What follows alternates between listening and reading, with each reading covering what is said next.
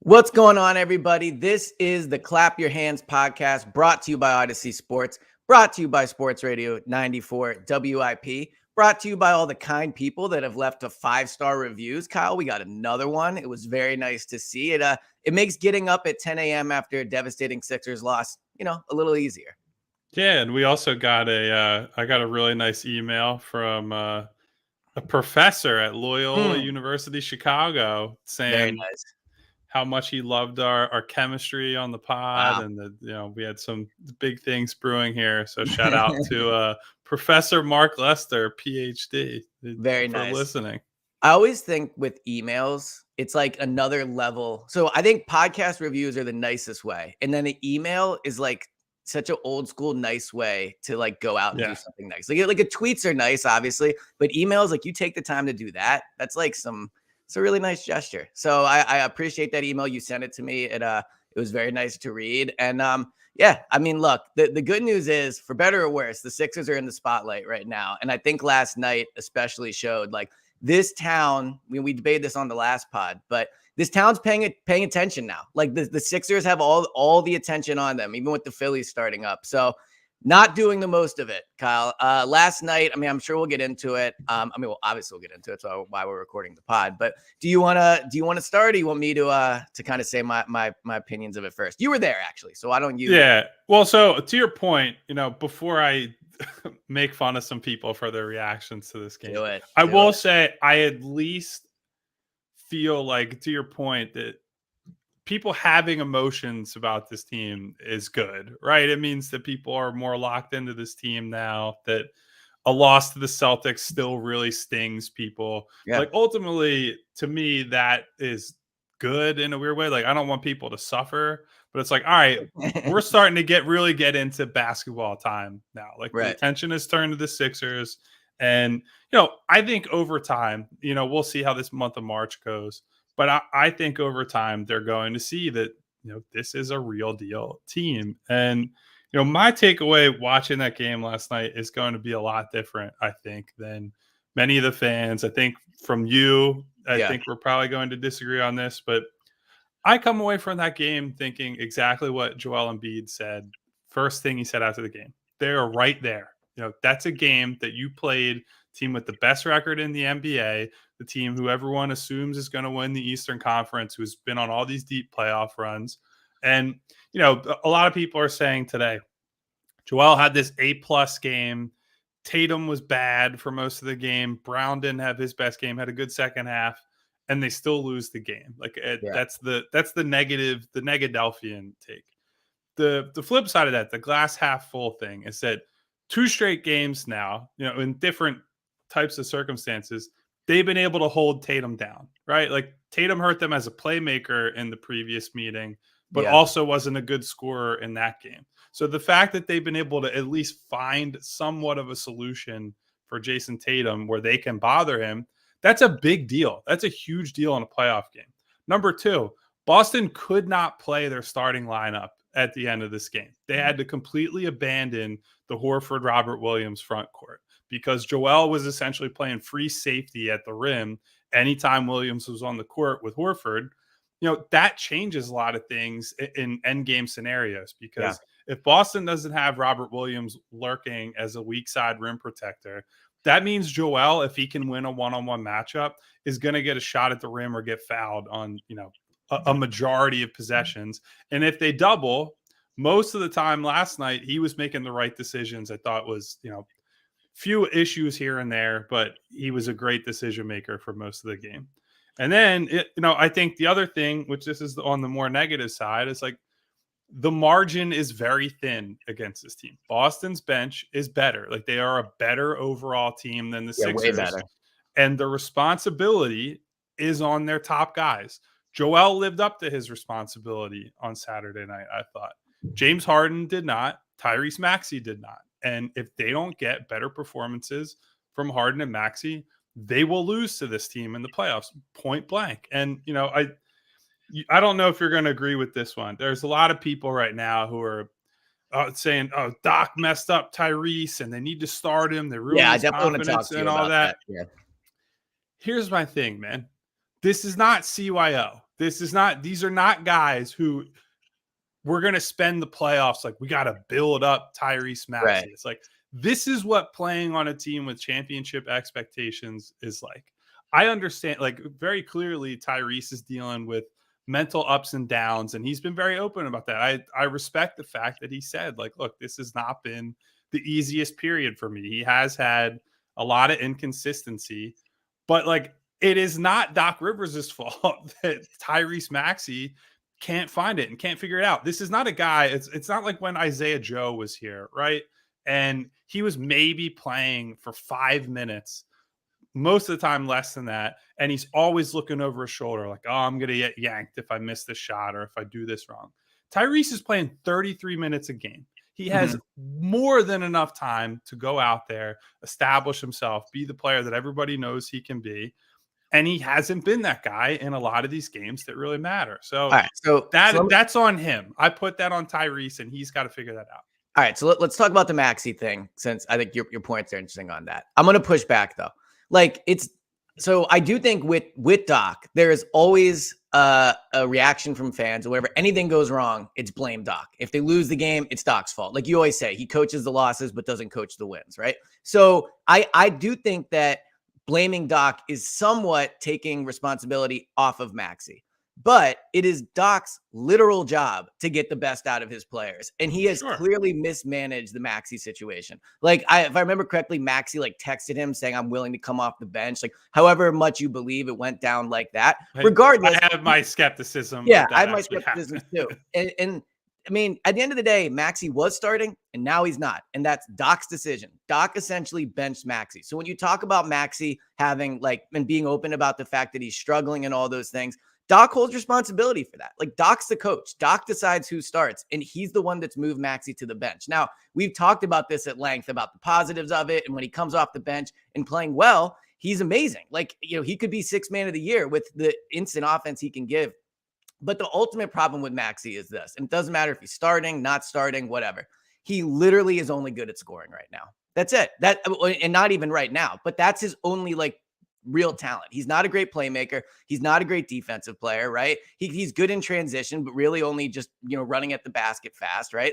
So at the end of the day, if his shots aren't going in, and you could say this for a lot of players, but when he's not shooting well, he's useless out there because he can't do anything else, and he's extremely small. So when I look at Maxey, and, especially last night, if you look at last night, Embiid was obviously amazing. Now, he did have an extremely sloppy turnover in a really bad spot. That did happen, right? That was a bad turnover where he just had it swiped out of his hands. But Maxey was the reason they lost that game, especially when you look at the fact that not that plus minus is the best stat, for a 1-game sample size, but a lot of the Celtics starters were in the negative. A lot of the Sixers starters were in the positives. And it was Maxey that I think finished minus 20 or something like that. And it comes back to the ultimate problem that this team has. And we'll get into how close I think they are to the Celtics, but the ultimate problem they have right now is a core member of their team, the third best player on their team, Maxey, is just not really ready for big playoff moments. I know he's had big playoff games, he's had playoff experience, but ultimately you see that with how Maxey is playing, he is almost unplayable in the playoffs. And that's a major problem heading into not just this final stretch, which is essentially a playoff run, and when you think about seeding and everything, but it's going to be a big problem in the postseason. And I do blame Doc for that to an extent of taking Maxey, who entered this season on such a high, coming off a great year. I was super high on Maxey coming into the year, and Maxey holds blame for it. You're right. It's not a rec league. It's a professional league. He's talked about how he sees the benefits from coming off the bench, but it's Doc's job to get the best out of his young players. And he has botched that situation with Maxey. So I agree that it's Doc's job to get the best out of his players, but I think to talk about the bench some more, because that was obviously a huge storyline in Saturday night's game. I think just looking at the plus minus of a bunch of bench guys and being like, well, the bench sucks, is a really reductive way of looking at how that game played out, right? Because, on a night where Doc is running out an all bench lineup and just saying, Tyrese, figure it out. And that's all they do. That's an example of when the coach is letting Tyrese and the team down, right? When he says, hey, Shake and Tyrese, you basically have to carry all the creation burden for George Niang, Paul Reed, and Jalen McDaniels. That's not fair to Tyrese. Right. But James Harden is out there with him last night. Every minute that Tyrese was on the floor was spent with either James Harden or Joel Embiid out there. They're not leaving this kid on the vine to die. They're giving him a chance. They're playing him with some of their best players, and he hasn't been good enough. Like, they played small ball in both halves last night. We'll get to the Doc side of the small ball stuff in a second. I want to talk about that a little bit. But they're in small ball, which essentially the reason you would play it on offense is so that James and Tyrese can attack guys one-on-one and win those matchups, right? I have much more confidence that James can do that because James is just a better offensive player than Tyrese. He has more ways to score and more ways to impact the game when he's in a one-on-one battle with somebody. You saw Tyrese last night in some one-on-one matchups with a spread floor, nobody really waiting at the rim, could not get by Derek White, and he's settling for like a 10-foot runner that never really had a chance to go in. Like, that's a problem. And Joel Embiid said after the game, he had a conversation with Tyrese in the locker room, asking him, what can I do to help you be better? And, after the game, they had this conversation? Yes. Okay. Joel, after the loss, went up to Tyrese and has this conversation with him and told us that he said to Tyrese, like, look, man, teams watch film. They know what you want to do, and they know what spots you want to get to. And Joel has obviously gone through that. His offensive game honestly showed the best understanding he's ever shown against the Celtics of he's just going to go quick all the time. He's not allowing them to get into doubles. And when they did send doubles, the ball was out of there and on the other side of the floor most of the time. Obviously, few hiccups here and there. But Tyrese, he doesn't have as much in his bag yet, obviously. And so if guys are stopping him from getting where he wants to go, he settles for a lot of these tough shots and bad plays and what have you. And Joel's message to him is, look, we need you to be aggressive regardless. I don't care if you shoot, 4 for 20, but they need him out there and being the Tyrese that we've come to know and respect. So I think it's important that these guys have still expressed belief in him, that they're in his ear. Like, look, you're going to go through some bad games, that Joel is leading in the locker room in this way to try to make sure Tyrese is, not falling out of the boat here down the stretch. Well, first, let me say, we talk a lot on this pod about Joel and like effort and leadership and that type of stuff. I think that's an extremely commendable thing, what he did, and shouldn't just be overlooked. Like, to go up to Tyrese and do that, I think is awesome. That's a really good sign of leadership from Joel. Let me ask you, as someone that's around Tyrese, do you notice a difference in him? Just, I know with the Eagles, when I'm around, like, and they're having 2-3 games in a row, like, you can kind of sense if a player is just feeling out of it, or he doesn't really want to talk to the media because he knows he's struggling. Do you sense around Tyrese that like, is he mentally there right now? Not mentally, maybe not the right word, but can you tell that he knows he's going through something? And really, at the end of the day, why do you think he is struggling so much? Is it just that his shots going in? Is it because he's been coming off the bench for a while? This isn't a week-long role that he's been in. I mean, it's been, and he's had good games off like that. He's had good stretches. Yeah. That's the thing. So, like, what's your impression you're getting being around him? It's hard to tell because, and especially last night, the game was so late and ended so late that by the time the game's over, anyone who's not talking to the media or going to the podium is getting out of there as quick as they can. Right. It's like, I want to get the hell home after that game.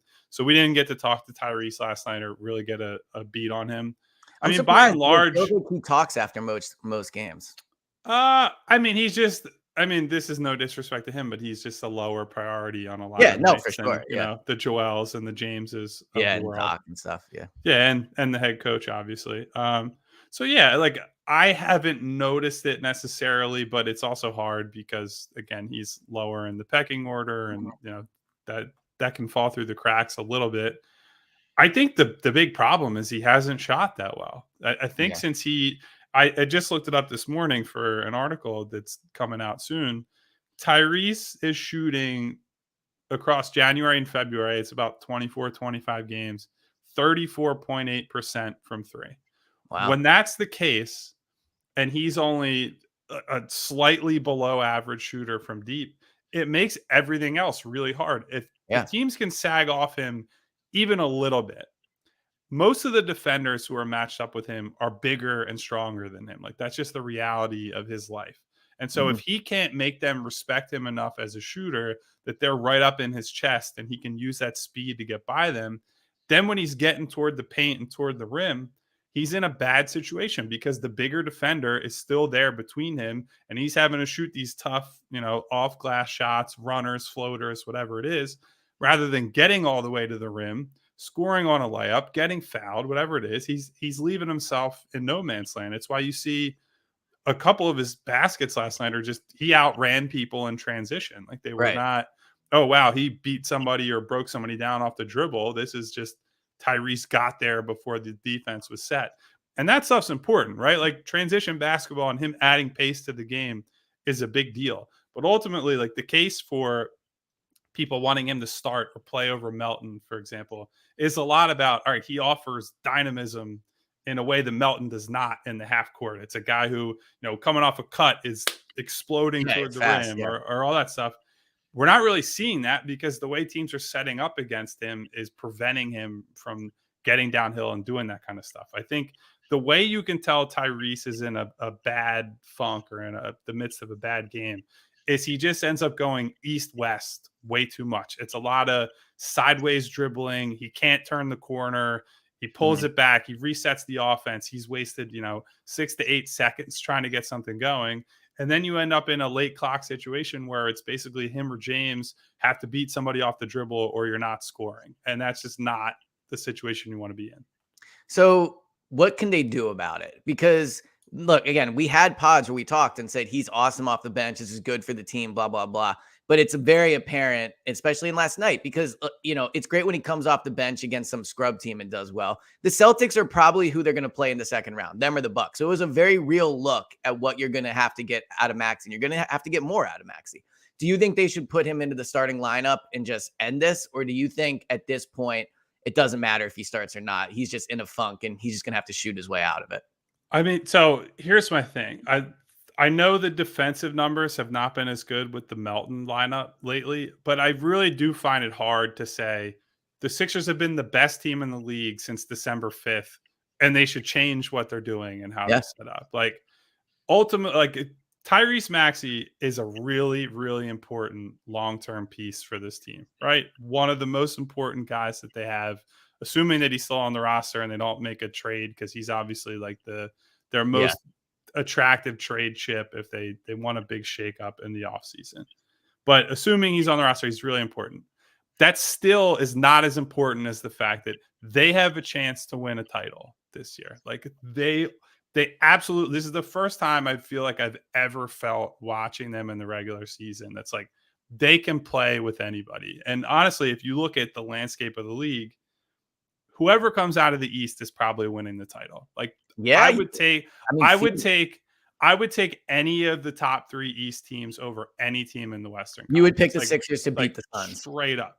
You'd pick them to beat the Suns. I mean, the Suns have to get there, first of all. Yeah, for sure. We haven't even seen what they look like with Kevin Durant. Like, that's fair. I mean, I would definitely pick them over the Nuggets. I agree with you on that. So look, it's really the Sixers added James Harden last season, and I know James Harden last season is not close to Durant right now or what Durant was at the beginning of the season, but we saw firsthand James Harden integrating a piece like James Harden mid-season is really hard. Really hard. When your whole identity essentially shifts around the guy you're acquiring in the middle of the year, there are not a lot of examples of trades like that, leading to a title right away. Like, yes, obviously, teams like Dallas with Kyrie and Luka, teams like Phoenix with Kevin Durant, Booker, and Chris Paul, very good teams. And, Denver is still the number 1 seed in the West, so you got to respect them. Jokic is having a great season, whatever. I just think the East teams are better. I think they're better overall teams than any of those teams. They have less question marks to answer. So I would take them in that sort of thing. But anyway, so back to the point. Right. Tyrese has to meet the moment more than the Sixers need to say, we have to shove aside the fact that we've been the best team in the league for 3 months, basically. And because we got to get Tyrese going. Like that's life. That's what it means to be a title contender. Guys are going to get pushed to the side. DeAnthony Melton got benched essentially last year in the playoffs because he wasn't good enough. Like these things are going to happen. So I mean, we'll see how it all plays out. I think that's fair. My thought from last night though is I don't leave that game thinking, man, they're right there. They can beat the Celtics. I leave that game thinking they are not going to beat the Celtics in a 7-game series. And it isn't because the Celtics are way better. It isn't because the Sixers don't have enough talent. They just can't beat the Celtics. They can't. They're 0-3 against them this year. They lost. They were 2-2, I think, against them last year. They always lose to them in the playoffs. And I know it's different rosters now, whatever. But ultimately, I look at the two teams as this. I think if you want to call the Celtics a 10, the Sixers are probably an 8.5 or a 9. But I think if it's not Harden having a bad game, it'll be something else. I just look at when these two teams play, and I think it's almost impossible. Like, it's almost impossible for the Sixers to beat them 4 times in 7 games. I'm not saying it couldn't happen, and I'm not saying each game might be really close like it was last night. I mean, they were up double digits in the third quarter. They have shown they can play with this team. But do either of us really think in a 7-game series they're going to beat them 4 times? That's the tough part for me. Is I think the Sixers are awesome. I think they're super talented. They're playing great, like all those things. I just don't think there's any way they beat the Celtics 4 times in 7 games. I think they'd have a better chance against the Bucks. The Celtics just seem to have their number for some reason. Well, look, I agree with you in the sense that if I were to pick the series right now, let's say it's the conference finals, it's Sixers Celtics, I would pick Boston. They deserve the respect as the team who has done it more consistently in the playoffs, who has been better than the Sixers across these matchups in the regular season. They have earned that right to be treated as the favorite in the East.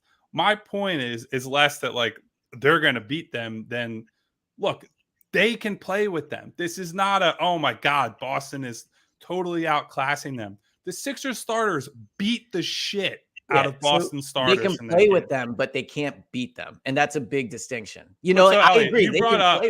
You brought up the fact that they gave up a 15-point lead or a double-digit lead, which is, again, it's an important thing. The Sixers were also down 10 points with 6 minutes left and tied the game. They came back in a moment that, in years past, the Celtics hit a back-breaking shot at some point in that run, and the Sixers just give in, right? They give up. Joel kicked Boston's ass down the stretch of that game on offense, was the best. And honestly, that might be the biggest takeaway that we've buried until 22 minutes into the podcast. The Celtics are the best team in the league. Jason Tatum is an MVP candidate, and he was not in the same stratosphere as Joel Embiid in that game last night. Joel Embiid was the best. Joel was the best player on that floor by such a comfortable margin that like you would not have even known that Tatum is going to be a first team all NBA type guy. We didn't even bring it up, but so I was watching the game at a bar last night, and when he hit that shot from full court or whatever it was, I mean, the place went absolutely insane. I mean, he was unbelievable. I knew it wasn't. I knew it was after the buzzer, and so did all of them. He knew right away. Like there wasn't even a second of like, look at it. He just walked right off the court. But it is unbelievable he hit that shot. But so look, I think the one thing that I think people are missing, if you're saying, this might be different than years past, Joel has had a ton of big performances and big moments against really good teams this year. I think you could have made the argument in years past that like, there are a ton of great stat games and, he obviously beats up all the bad teams. Yeah. But certain teams and certain matchups, they just have this number. I don't think that's the case anymore. Joel beat up Al Horford for 4 quarters. Like Al had absolutely nothing for him. Joel, that was like the easiest 40 that Joel has ever scored in his life. And so also kicks Jokic's ass in that matchup. Has nothing on offense against Memphis 2 nights prior and still controlled that game because he's the best defensive player on the floor. Like I think you are seeing Joel Embiid get to a level that he simply was not at before.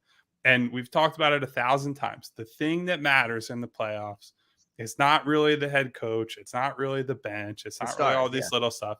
It's, are your stars good enough? And I think Joel Embiid is good enough to be a title-winning star at this point. Whether he gets the supporting cast assistance that he needs to try to win a title, I don't know. But I do think that he is reaching that level that he needs to be at individually to go out and get one. So I agree with that. He was obviously amazing last night. And I think you can make the argument he's been like by and far the best player in the league for a little bit of stretch. Like he's playing unbelievable, right? But they still lost. So I agree with you that he's playing amazing. Like he can be the best player on a title team, I guess. I mean, with the way he's playing, he certainly can be. We'll see if he can do it come playoff time. But I agree with you on all that. But despite all that, they still lost. And so that's why I can't leave that game being like, oh, they have a real chance against the Celtics, because although it maybe is putting it in simple terms, and we're diving into it more than that, but it might be as simple as Embiid was unbelievable. The Celtics didn't even play that great. Tatum didn't play that great. And at the end of the game, the Celtics made plays like the tip-in that Tatum got on the offensive rebound. That's something we've talked about all year. Rebounding is an issue, right? Embiid was unbelievable. The turnover did happen. It was a sloppy turnover in a bad spot. And Tatum, for as bad as he was, you just mentioned it, star players are what decides games in the playoffs. And he was not good last night. He did hit that 3 to tie the game. So at the end of the day, I agree. I think if the Sixers play the Celtics in the playoffs, Embiid could average, 35, 12, and 4 blocks and be unbelievable. I just don't have faith that they're going to be the team that makes the big plays at the end of the game. And it does seem the Celtics are always the team that makes those plays. So you're right that they can play with them. I just don't think they can beat them, because the same flaws that we've seen cost the Sixers games in the past, especially against the Celtics, were once again on display last night in the crucial moments. Like, again, the things we talk about most on this pod, the effort was good last night, so take that out of it. But the rebounding, right? Embiid's turnovers, and then big stars and big moments. The Celtics checked those 3 boxes, and that's why they won. Well, so I'm not disagreeing with all that. I just think that there is a middle ground between, the Sixers are gonna win the title or whatever, and they have no chance against any. And like, I wish people could. Well, of course they have. I know it's. But let me ask. I know it's hard for fans, like for them to have lost 3 in a row to Boston this year, and it's like another year the same stuff. And Tatum hits a game winner, but I wish people could actually try to enjoy this team even a little bit. Yeah, but let me ask you this. All right. So we would both pick the Celtics to beat the Sixers in the playoffs, right? But for me, I think the Sixers would have maybe a 15 to 20% chance of winning that series. What percentage would you give them of beating the Celtics? I would go as high as like 35 to 40, honestly. Okay. So you're closer to 50-50. Yeah. So look, again, Boston is a better and deeper team. That just straight up, and can't get around that fact. They have more ways to win. They can shift matchups better than the Sixers can. But again, the big takeaway for me is that the starters far outplayed Boston starters in that game to a degree that Boston could not play all their starters in crunch time. They had to I know, like, there's one Joel turnover in the 4th quarter, and that was basically the only mistake he made. Like that, yeah. He is able to play free safety on defense when Robert Williams is in the game, and that jumped up a lot of things. Like, there's a forgotten play that I actually on the rewatch this morning was even more impressive than it looked in real time. Joel sort of lingering in the paint. Jaylen Brown drives. He blocks Jaylen Brown, and before falling out of bounds, he somehow has the footwork to stay in bounds and the hand-eye to tip the ball back in, and they go on a fast break, and Maxey scores. And it's just like, that's what makes Joel special. It's not like, obviously he can score with the best of anyone in the league. Yeah. But the fact that he also does that and can be by far the best defensive player in the game is just incredible. Like, yeah, that guy's going to give them a chance to win. I don't think people have realized yet, or I guess they haven't because of how people talk about the team. He is at a different level. Like, this is the best season he has ever had, and it's a big step up. He is much better than he was in past years. I agree with that. And so recently I tweeted out like the top 10 athletes in Philly, and I put Embiid 3rd. And last night was a strong argument for everyone that tweeted at me saying I was insane not to have him number 1. I mean, he is playing at an unbelievable level. But again, you said it with Tyrese Maxey, where it's not a CYO league or whatever.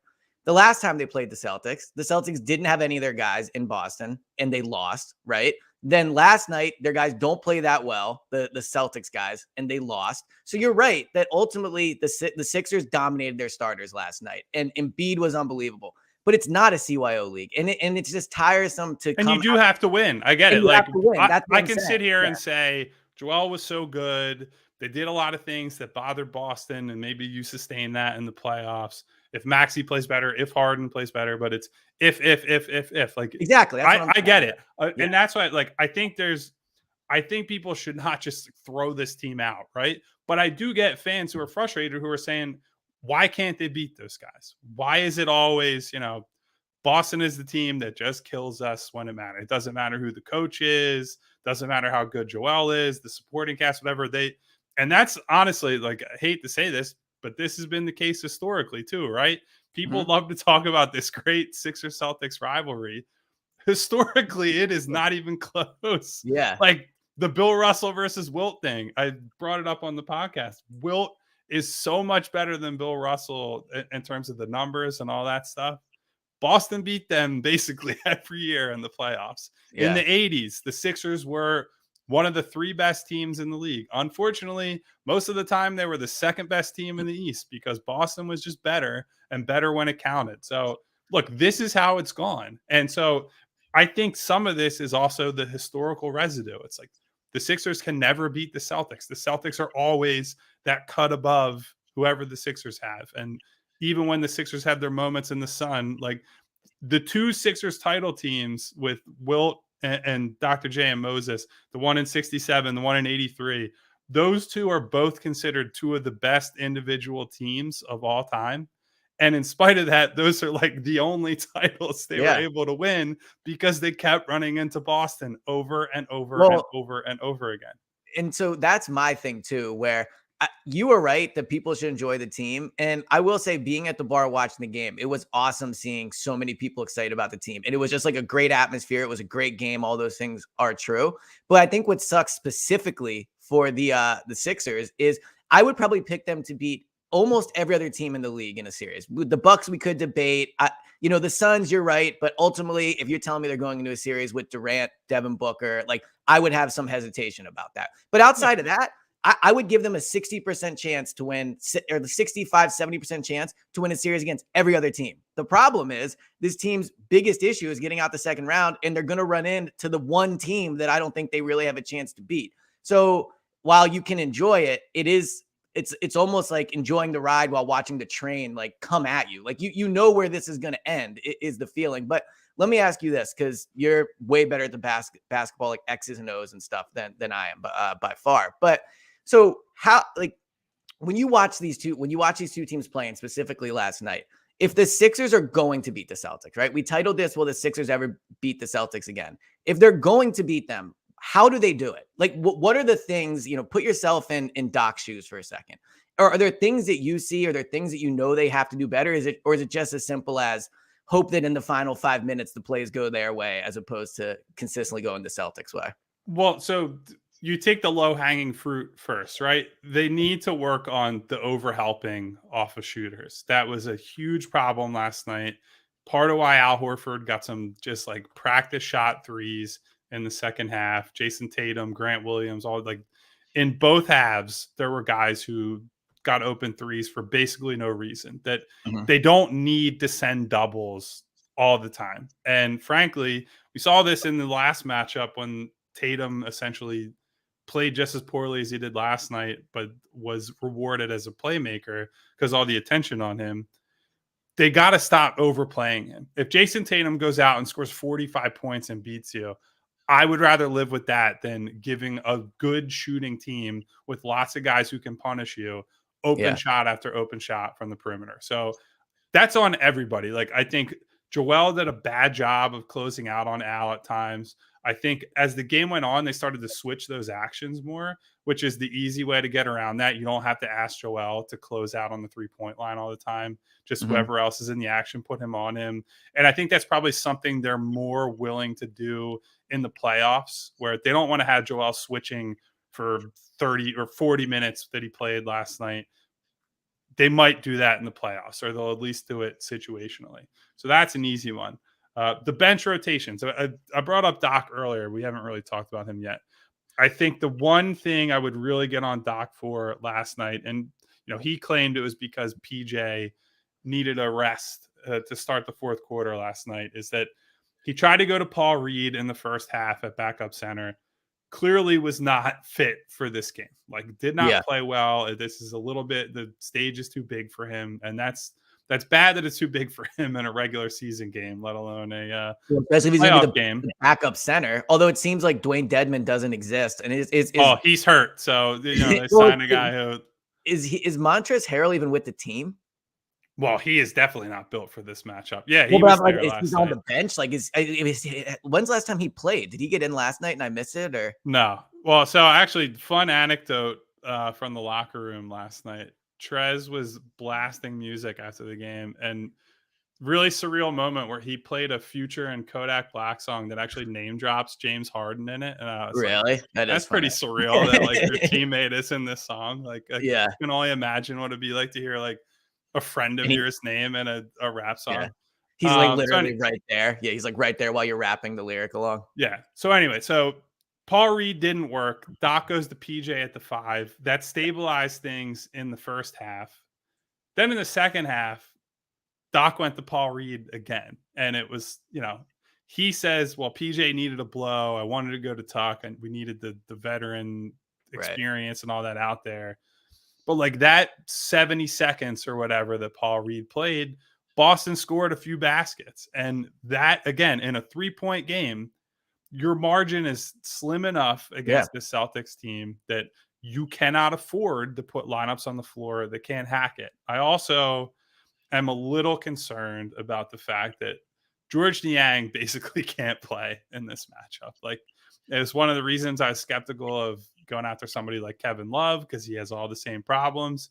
Yeah. Granted, George is probably going to shoot better than he did in this game, but if he doesn't shoot, he's got no role on this team in the playoffs, because they cannot play a lineup with James Harden, Tyrese Maxey, and Niang and have any chance to defend. So you have to go out there and outscore teams with that group.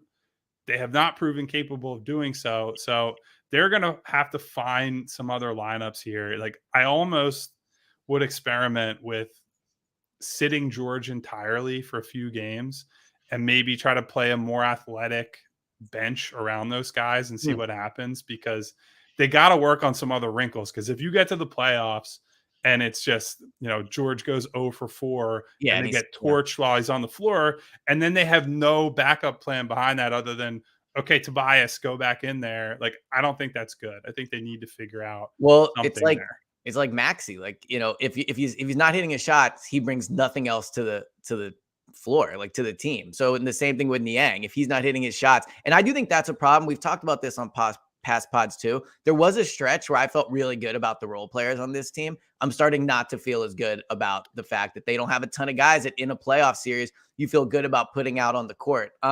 Another thing I wanted to talk about off of last night.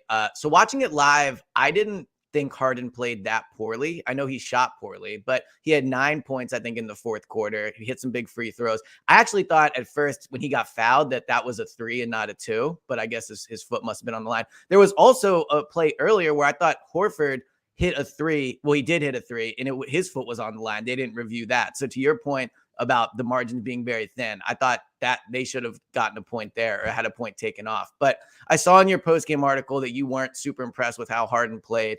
Just curious, what did you see from him? Was it just poor shooting, or was it stuff outside of that? I mean, poor shooting. I didn't like that. It didn't seem that he was getting downhill enough, and that showed up again when I'm a psycho and rewatched a lot of the game. I'm impressed afterward by that. 10 a.m. in the morning. Yeah. Well, hey, it was less. It was less 10 a.m. this morning. It was more at 2 a.m. Well, that's what I'm saying. Yeah. And actually on the broadcast, I think Van Gundy and Mark Jackson both remarked on it. Like, you can see the difference between when James is making it a point to try to get downhill and put pressure. That's when Joel was getting some of his easiest shots of the night, those free throw line jumpers that he's lived off of all season. So there was a lot of settling for James. I get that he's had a great shooting year, so it's easy to say, well, he was settling because he missed them. Most of the year, he's been making those step back jumpers and mid-range jumpers and what have you.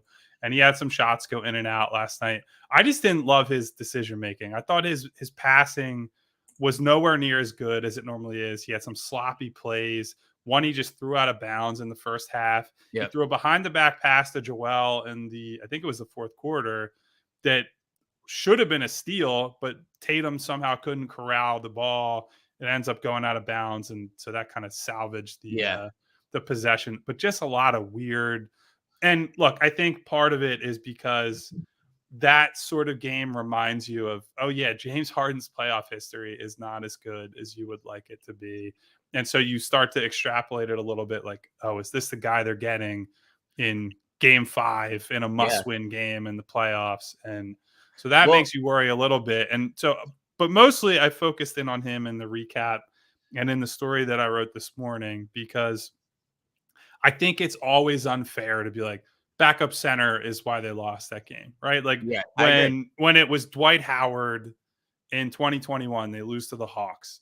The focus is on, oh my God, the bench lineups suck and all that. It's like, no, really the problem is Ben Simmons blows in the playoffs and you can't play him with a backup center who, quite frankly, Dwight Howard way overachieved that season. I completely forgot the expectations were.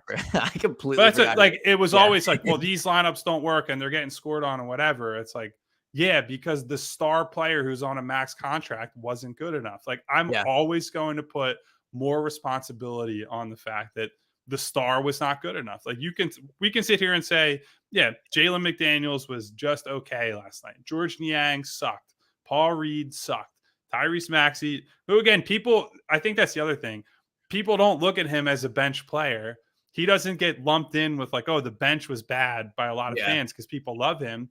But he's the captain of the bench and was bad. Like, that's you can't get around that. To your point about, and I 100% agree with you. This is why, when to past playoff performances and series they've lost, I'm always like, yeah, well, Embiid was super bad in the second half of that game and they lose. Like, I agree with you. It's always the stars to me. I think Maxey, I don't think he is a star yet. But let's be real. He's going to be a max player soon. So he is also somebody that I think you look and you go, they lost because Maxey didn't like. I think he's in that group. You're right that he's captain of the bench. But what he really is a top 3 player on the team that has to play well for them to win. But to Harden's to last thing on Harden, do you think that his struggles were caused by the Celtics, or do you think they were self-inflicted by him? Because there's a big difference there, right? If it's a tough matchup with the Celtics, then that's a concern. But if he was just out of it, it's concerning as well, because to your point, his playoff performances, especially with the Sixers, have not been great. And last night, you were there, but felt like a playoff game, right? So it's not great to see him struggle. But do you think that his struggles were because of him just, not showing up? Or do you think the Celtics are a tough matchup for him? I think it's some of both. I mean, first game of the year, that was like the James Harden is back moment, right? After an off season of he's getting his legs under him, all that. So it's not like he's incapable of having a good game against this Celtics team specifically. And I did think when he made it a point to try to attack them off the dribble, he did have some good moments. There was actually one of the funniest plays of the game. He smoked Tatum, who was on an island in the first half, gets by him, and shot maybe the worst layup attempt I've ever seen from James Harden. Like, was on the right side, shooting a layup, shot it past the rim off the backboard. And it looked like, at first it looked like it got blocked. And then the replay comes up. It's like, oh no, he was just expecting somebody to get there that never got there and completely smoked it. So, that's a play I would say 9 times out of 10, James is making an easy layup there. And that just, you can write that off as a fluke. But, then in crunch time in the fourth quarter last night, he had a big bucket or two where he just beat somebody off the dribble and, helped Joel Embiid get them close at the end of the game. So it's probably not as bad as I felt it was in real time.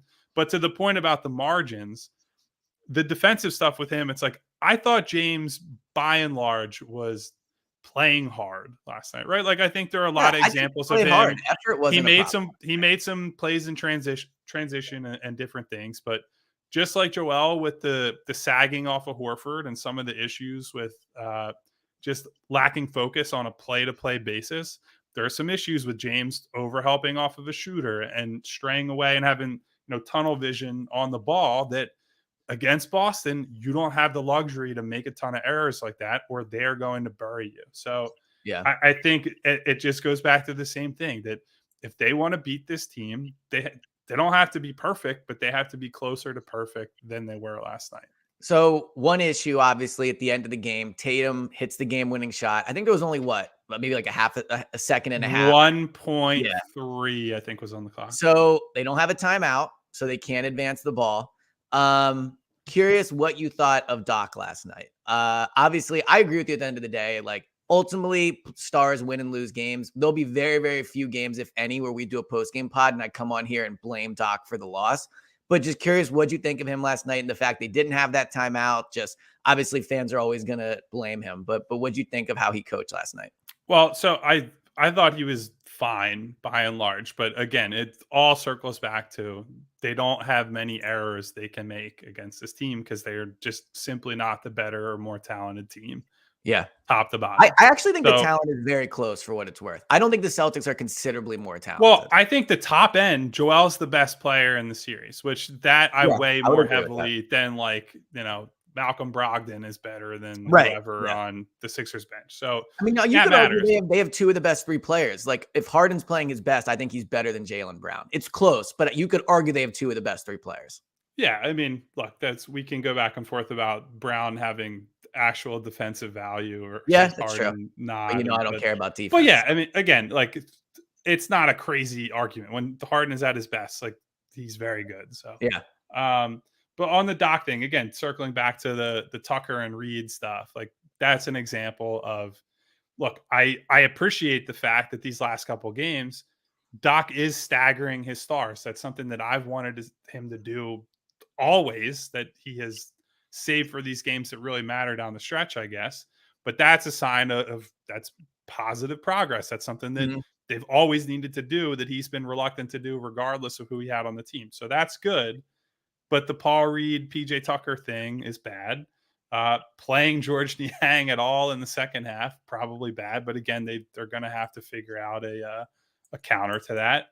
I thought the timeouts that he used, the reason he didn't have any left is because he called a timeout to get them the shot to tie the game. Well, it ends up being the free throws to tie the game. So if you don't make that shot or score on that possession, it doesn't really matter in the first place. The game's over. So, and they also had to use a lot of timeouts to, the Celtics are on runs in the fourth quarter, in the second half, and you got to make sure it doesn't turn into, a runaway freight train that you lose the game. So, instead of 10. Yeah.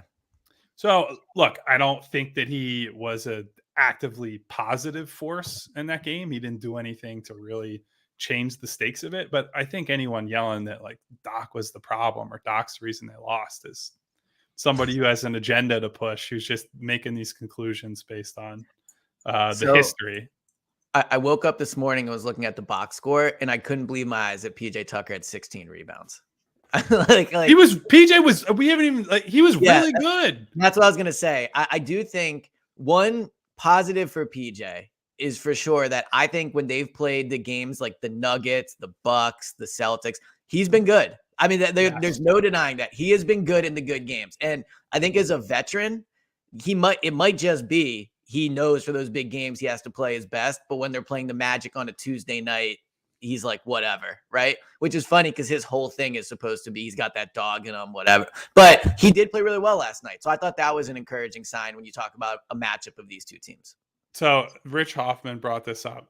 We sit next to each other at the games, and we were talking about PJ in the middle of the game. And I guess PJ made an appearance on, that show, The Shop on HBO. It's like the LeBron. Yep. I guess PJ was on there, and he essentially said, I'm paraphrasing somebody else paraphrasing, so bear with me.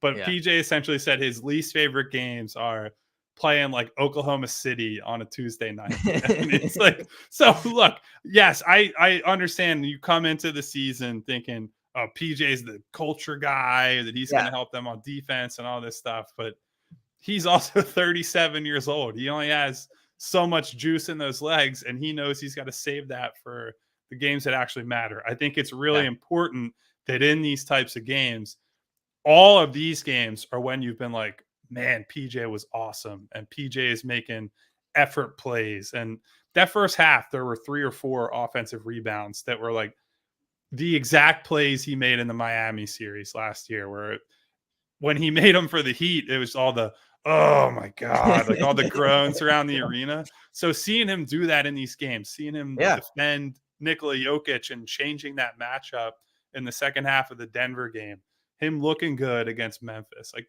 these are all things that they pile up, and you say, okay, he's not done. And this is a guy who might end up not going to swing a playoff series by himself, but he changes what their playoff ceiling looks like if he's, PJ Tucker, who we've always thought he was. Yeah. And I think, again, to circle back to like my overall thought on the game, the PJ playing well is just, it's awesome. But then it also brings me back to the frustration of, God, man, like PJ played well. Embiid was awesome. They had it. They were up 13 and they still lost. I actually think I don't think they'll get the 1 seed. We talked about heading into the game. They essentially have to outplay them by 5 games now with like 20 something games to go, 24. Yeah, I think that ship has sailed now, mostly. But I think there's like a better chance they get the 1 than there is they beat them in a playoff series. It just sucks so bad. Like they had it and they blew it.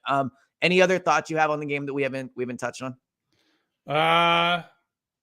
No, I mean, look, I somehow have turned into Mr. Positive about all this stuff, which is fine. And I think your point about enjoying the season is correct. And I appreciate you preaching that. But I do think after last night, like, come on, like they have to win that game. You're up double digits in the third at home against a rival with playoff. Like you got to also win down double digits in the fourth and came back. So yeah, and lost. And lost. So it did.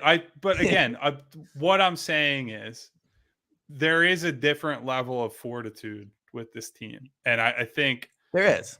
Recently, and again, 29 other teams, I think they would win, but there's just something about the Celtics. Recently, I have started to feel better about Joel's going to be able to see them through some of these tough moments. That's important. He is simply going to be able to do that. That I did not have that confidence in the past. Like straight up, yeah. like I have been one of Joel's biggest public boosters in terms of what he brings to the floor, his impact as a two-way guy.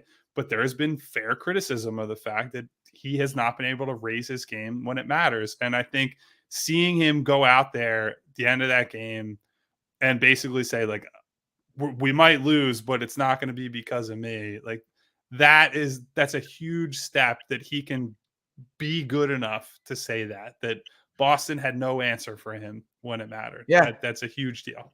So I do agree with that. It does seem like there's something different about him this year. And I think, again, last night he was unbelievable. He's been great.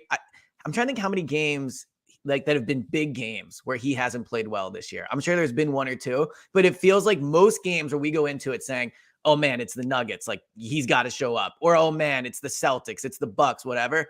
I feel like in most of those games, even the Grizzlies game, he wasn't great on offense, but we both agree he made big plays, helped them win that game. It does feel like I'm big on clutch, just like do it when it matters. Of course, yeah. I do think he's been a little more clutch this year. It does feel that way, even though they lost and it stings. It does feel that way.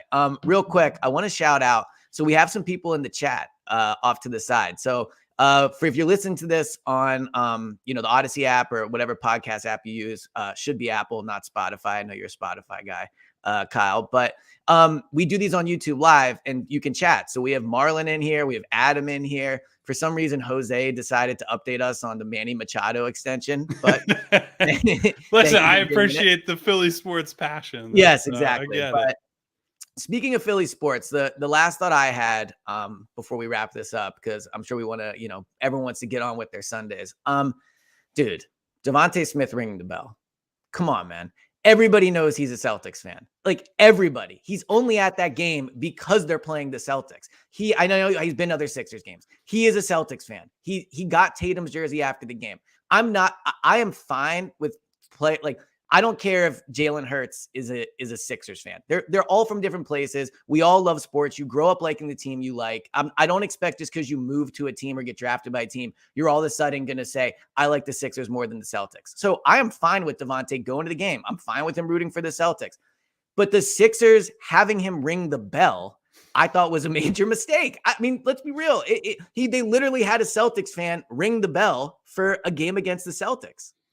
Yeah, you might as well have Gucci Mane, who's tight with Jaylen Brown, ring the bell. It's insane. It's insane. And again, he's allowed to like the team he likes, but the Sixers control who rings that bell. And to have a Celtics fan do it it's absurd to me. Well, on that subject, nothing has ever shown how cool and how beloved Allen Iverson is than him being an open Dallas Cowboys fan from Virginia, where another NFC East rival is from, and him getting absolutely no shit for it from Philadelphia over the years. Like, that is the level. That's the status that Allen Iverson has because of his playing days. He's like an unabashed Cowboys fan, and nobody gives a shit.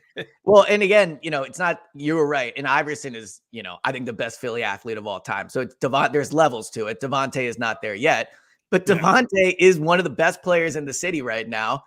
And he's literally a Celtics fan. I don't know. It felt like a bad karma from the jump. When I saw he did it, I was like, what in the world are they thinking? You got to have non-Celtics fans ring the bell for when you're playing the Celtics.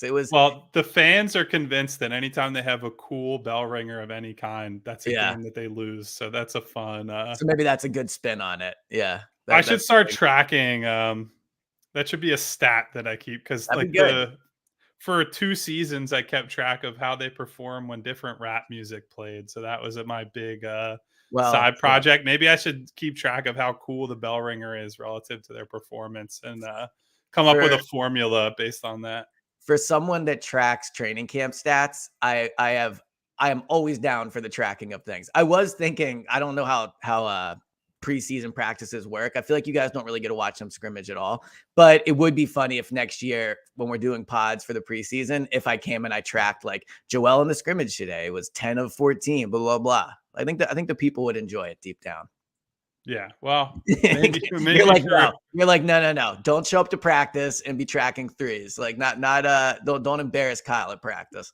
I mean, you're not going to embarrass me. You might embarrass yourself. No, I'm used to that, Kyle. I mean, you've seen my Twitter. Well, I got nothing left on this game. So. Yeah, no, we're good. So a frustrating loss, but the good news is there are other games. The Heat will be a good matchup back to back. So I'm sure that'll be a frustrating one as well. But all right, like we said at the top, everybody that's been leaving reviews, the really nice email we got, we super, super appreciate it.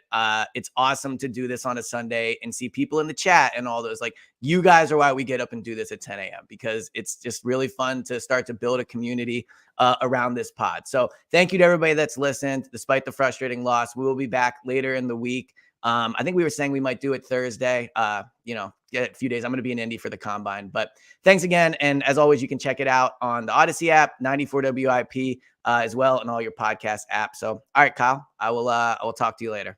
Talk to you guys soon.